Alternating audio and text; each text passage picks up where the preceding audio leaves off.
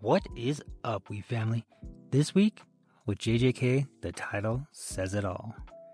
An unthinkable matchup, Kusakabe in a one-on-one versus the strongest throughout any era. We jump back right into where we left off, Kusakabe activating his new shadow-style simple domain, Evening Moon Sword Drawing, as we then get the full info dump on Kusakabe and his skill set. Sukuna comments, a sword drawing technique against someone like me who can send slashes flying? Curious. As an anti-domain barrier technique, a simple domain is able to negate the sure hit effect, but it can't neutralize the technique itself. Regardless, no matter how simple a domain is, it's still a domain. And while within his domain, his curse energy output will get a boost, while the power of Sukuna's techniques will somewhat weaken. But what I'm much happier about is I can incorporate my own original programming to my simple domain, allowing me to intercept anything that invades my domain completely automatically. Sukuna says, oh, and thinks, well, good reaction time at least. We saw Kusakabe barely fending off Sukuna's slashes. He thinks, I can more or less read Sukuna's slashes if I focus on his movements or his curse energy sparks. This should improve things a bit, but just like any other time, right when you comment things are getting better, they're always gonna get worse first. As Sukuna sends a shit ton of slashes his way without even a single movement, which Kusakabe perfectly puts, it scared the shit out of me. Sukuna chuckles, stating, guess what's next? At this point, the whole fucking world knows what's next. The world-splitting dismantle, of course. And then to really hammer home the point, for some reason, we go back to the flashback again and see the continued conversation on who is the strongest first grade. Meimei comments what pretty much all of us thought last chapter. Her and Nanami are stronger in terms of raw strength. And Nanami makes the most accurate comment again. I wouldn't say I can visualize Kusakabe's son winning every fight, but more so I find it hard to imagine him losing any fight. Because not only has he mastered the sword, but he has an abundance of technique variations and is capable of utilizing barrier techniques. A vast knowledge of Jujutsu serves as a foundation for his greatest strength, his analytical ability and power of reasoning. So pretty much he's just fucking a human, just like us. And in exactly what I said about Yuji 2 weeks ago, Mei calls Kusakabe the Swiss Army knife of Jujutsu sorcery. Fuck, so close. She also says that, he's the one you would want with you on a deserted island. The GOAT then makes another appearance, easing the pain of all those Gojo addict withdrawals, letting us know he has that simple domain, right? That's an ace in the hole, and let's just say sleeve. I don't know why the fuck it's this hole. That's an ace in the sleeve in its own way. Beginners usually have to make some binding vow or another just to use that. Get a little Miwa comment chiming in. My simple domain can only be maintained if I keep both of my feet planted firmly on the ground during activation. And yet, Kabe-san is able to use it freely. Plus, the range on that thing is wild. We then leave all you Gojo addicts with him enjoying a treat. You're welcome. We get back to this amazing panel of Kabe activating his domain with a wider range, shocking even Sukuna as he thinks, he has increased the range of his simple domain to stop me from charging up my cursed energy and expand my technique's target. Which, as we know, is exactly what he does to activate his world-cutting dismantle. So pretty amazing that Kabe, he's not Kobe, he's not Kusakabe. I know Kobe is way better, but Kabe, we're gonna start that right now, making it happen, it's a thing. Moving on. Pretty fucking amazing though, that he was able to dissect how exactly he's using that dismantle and find a way to negate it. Pretty amazing. We then get the last bit of info dump from Meimei in the past.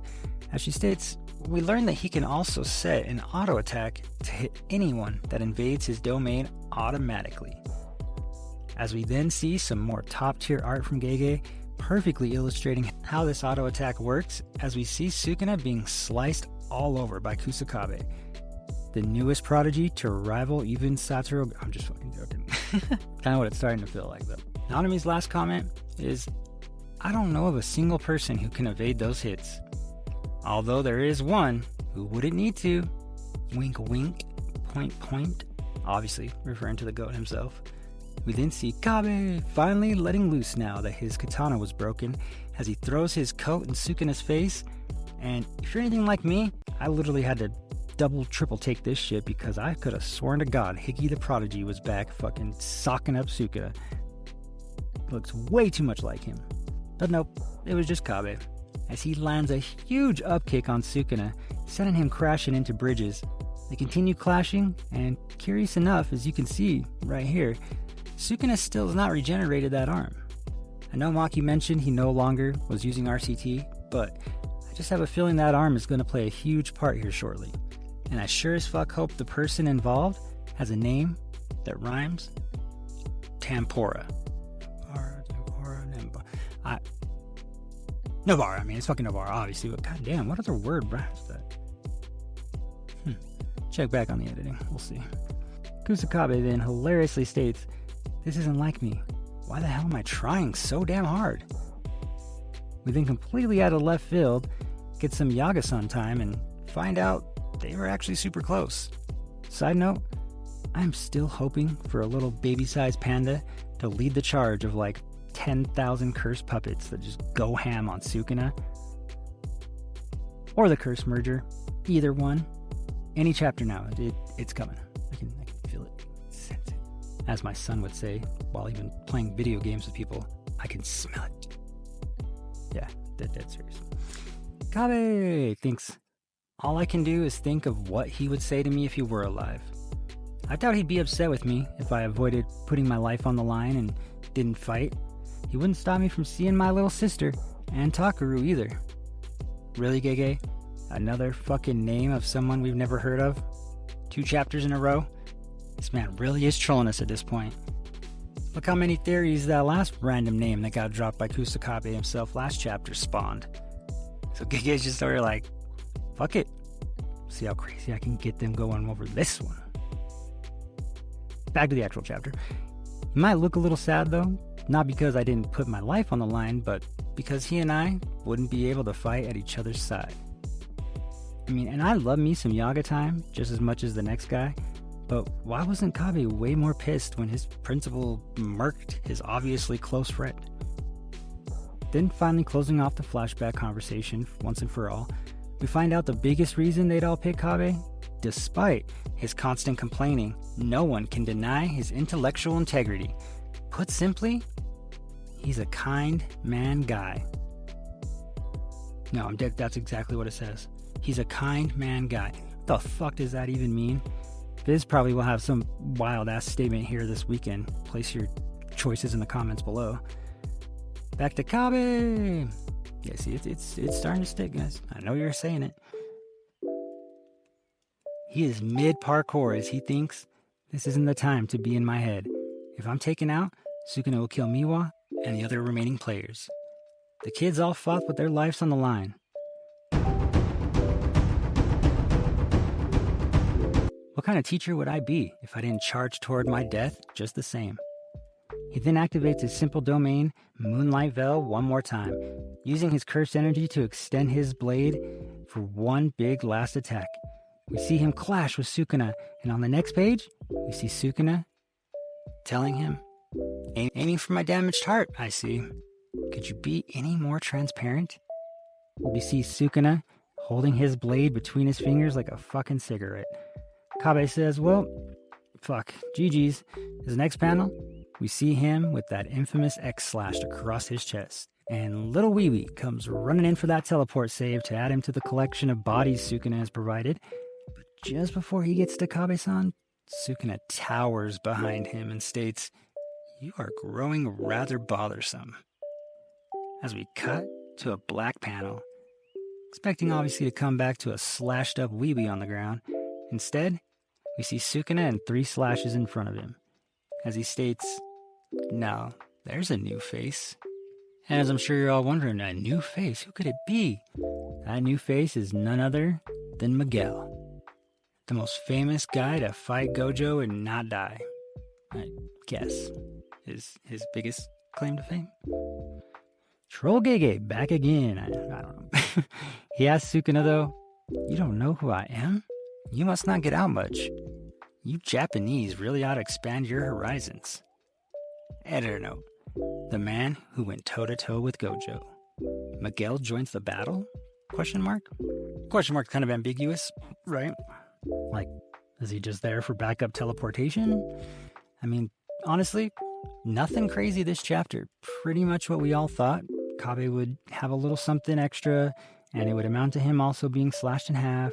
The Miguel arrival obviously did not see that coming, because, as I'm sure most would agree, there's no fucking point for it, but yeah, he threw hands with Gojo. So fucking what? He also had a cursed tool that took his village decades to manufacture and negated one's curse technique. So everyone like, oh my god, Hikari and Yuta couldn't even handle one punch from Gojo. They were left puking. Yeah, because that was Gojo actually punching them with the impact of blue bringing them into his fist. Fighting Miguel was just pure hands.